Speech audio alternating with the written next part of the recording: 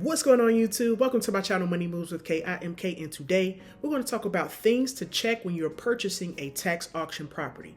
I think most investors, whether you're new or experienced, you are concerned that you will buy a dud, a property that is just not worth what you paid for it because there are extra stuff attached to the property. So today I'll talk about some key things you might want to check before you purchase that property. I'm not going to draw that introduction out. Let's get started. So the first thing I want you to keep in mind or consider is notice if the property has any other encumbrances or liens attached to the property. Now, this is a nice little sheet that came, and by the way, this is a IRS auction that I looked at. There was some land that was for sale for $17,000. Now, I'm putting that in your mind because I want you to remember that I just said that the property or the land was for sale for $17,000.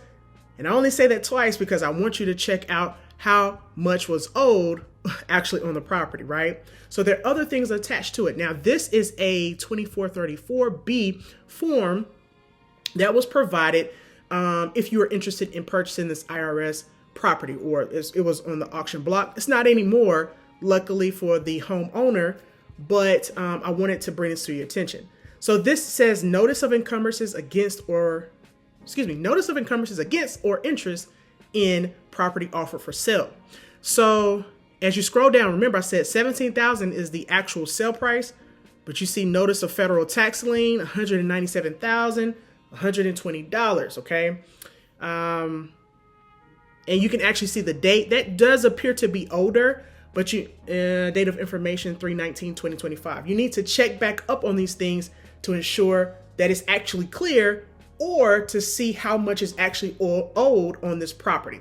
Now, I will say this here. This one was a property that I wouldn't necessarily go after because there's a lot attached to this property. I'll kind of go down a little bit more. There's some judgments, notice of federal tax lien, etc., etc. This is problematic for a lot of you because you don't know how to get to this point, right? So you need to identify, how do I know if there are any other liens against the property? Because keep in mind, with tax auctions, the tax auction takes precedence over a mortgage, right? In certain situations, and I go over that in my course as well. But for the most part, a tax auction, delinquent taxes that are due, takes precedence over a mortgage of a home. However, it does not take precedence over other governmental liens. In this case, the IRS lien that's attached to this property is a governmental lien, and it does have its own process and amount of days that it stays attached to the property even after the sale at auction. So after the recording of the deed, let's say you purchased the property and it is yours per the auction, you were the highest bidder, you've gone through that process. If you were in a tax deed state, there's a difference between tax lien states and tax deed states, but I'll get to that another time. If you are the highest bidder to the property, there's an IRS lien attached to it, you still have to wait a certain amount of days in order for that lien to expire. So how do you even know that there's a lien attached to the property? That's the point. That's the problem here. And that is what I go over in the course. Make sure you check out the course. I'll link it in the description, and I'll also place it in the pinned comments, okay? I go over this. This is a part of your due diligence. So anytime I preach it every video. Anytime I preach due diligence in my videos, this is what I'm talking about. You do not want to pay, for instance, in this situation, $17,000 for a property, but then come to find out it has $197,000 worth of liens associated with it. That could be child support. And don't just think it's just other IRS liens. There's a ton of different governmental liens that can be attached to it. Mechanic liens, property assessments, maybe a water or utility lien, tons of different liens that are attached to properties. And I actually go over step by step. How in the world do you find out if the property has extra liens or not? Before you even get to a title company or a lawyer to check for you, you need to do it yourself, okay? The second thing I want to mention that you need to check when you are purchasing a tax auction property is the zoning. As a real estate investor, as a real estate appraiser trainee, and somebody who's just thoroughly interested in real estate, You always want to make sure that the land that you purchase, whether it be just the land or a home on the land, you want to make sure that you are purchasing with the highest and best use in mind. What that typically means is that you're simply purchasing a property, whether it be land or actual home, that can do more than what its potential, if that makes sense. I'm trying to simplify it as much as possible. Let's take a look. So this is a table that I always use, and every city or county does have these types of tables, or types of tables. So if I saw a piece of land, I would kind of work backwards. If I saw a piece of land, what I would do is find out what is the highest and best use of that land before purchasing the land, because I may not just want to build one home. I may want to build a cottage. I may want to build a townhouse or a multi-unit, a duplex, a quad. The list goes on. So let's see here. Let's go right here, and it does say cottage. It says multifamily right here. Back it up. P means permitted, and it may identify with different terms depending on what table you're looking at. But we're going to look for P, so permitted. So dwelling, multifamily, come over here, and you see that the zoning, make sure I get it right. The zoning here will be RM1 for this particular county and city. So, and this is a city, so city. RM1 is the zoning if you want to build a multifamily property. So when I'm purchasing these tax auction properties, I'm going to be looking for the zoning that meets this requirement if I wanted to do a multi-unit. You can do a mobile home park. This is, I had a one-on-one consultation with someone last week, and she said she wanted to do a mobile home park. That's really cool, but you need to look at the zoning. And I know why there's no zoning for this. I'll discuss that in a different video. But in the event that there were, you can see what the land is used for, right? And this is what the county or the city will be going by. So you want to go by their rules and regulations for sure. So number one, I talked about looking at other liens or encumbrances. You need to check those. Number two, I talked about looking at the zoning. That's very, very important to look at the zoning to ensure that you're not, you can use it for the highest and best use, okay? And the last thing I wanted to talk about is checking out comps, comparables.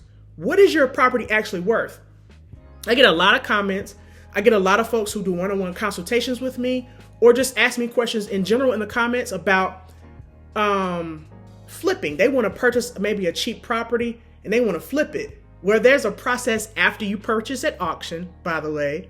I go over that in the course because it's not just you purchase it. Now I can do whatever I want to with it. There's more stuff you have to do, okay? But let's say you've done all that and now you have a home. And let's say, let me give an example. Let's say this property right here on Fairview Drive. Let's say, and these prices right here are not necessarily the actual price. That is the suggested price via Zestimate, right? This is Zillow. So let's say you choose this property right here and you purchased it and it was on the tax auction list and you're good to go. Well, if you're trying to flip that property to make more money, let's say, for example, that you purchased a property for $30,000. If you want to flip that if you want to flip that property to make even more money, you say, well, okay, I know this house is worth $230,000. The biggest question is, how do you know? How do you know? How do you know? Because ask me how I know, and I've done this before, where when it's your property, it's a little bit more personal. You're like, yeah, I know it's worth more than that, but it may not be. You have to actually look what sold in the neighborhood, okay? And when I first started as an investor, I was not doing comps correctly. I don't know who I was watching on YouTube, but going through the appraisal course, I actually know how to do comps now. And it's very intricate and you have to you compare apples to apples, oranges to oranges. So if this home is a ranch style, it was this one. If this home is a ranch style home, one level, more than likely I wouldn't be comparing it to a 2-level, 5,000 square foot home, right? Like a mansion. You don't do that. So how do you know what the home is actually worth? Because if you're trying to flip the property, or if you're trying to live in it yourself and you want just instant equity, you want to make sure you know what the house is actually worth. And that's what I go over in my course as well, guys. The course is amazing. And in fact, today is 30% off the course. This is the last day for 30% off the course. A ton of people have purchased the course, and today's the last day to get 30% off. It will not be another sale for, I don't know, I can't say when, but if you look in the description, or I could just put it up on the screen right now, sale 30. If you use that coupon code at checkout, you'll get 30% off the course. It's over 4 hours of instruction. Really, really good. Put it to use and start to get to work. And it's for beginners. So yeah, that's the end of my video. I wanted to go over a couple of things that I'm noticing. Folks who are asking me questions about tax auctions, you really want to know this stuff, like so that you don't make a mistake. And whether you get my course or not, whether you invest or not, whether you've done it before or not, you're going to make mistakes. I've done mistakes, but learn from somebody who's made the mistakes. I made a ton of them, right? And I continue to. I'm human. But as you go on and progress as an investor, you become wiser and you do things just a little differently.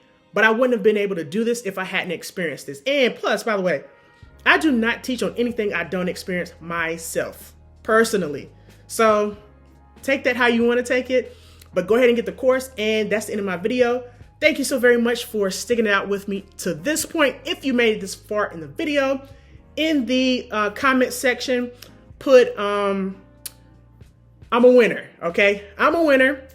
It lets me know that you made it to this point and you actually are a winner. And I appreciate you for watching. Until next time, guys, you stay blessed. Peace.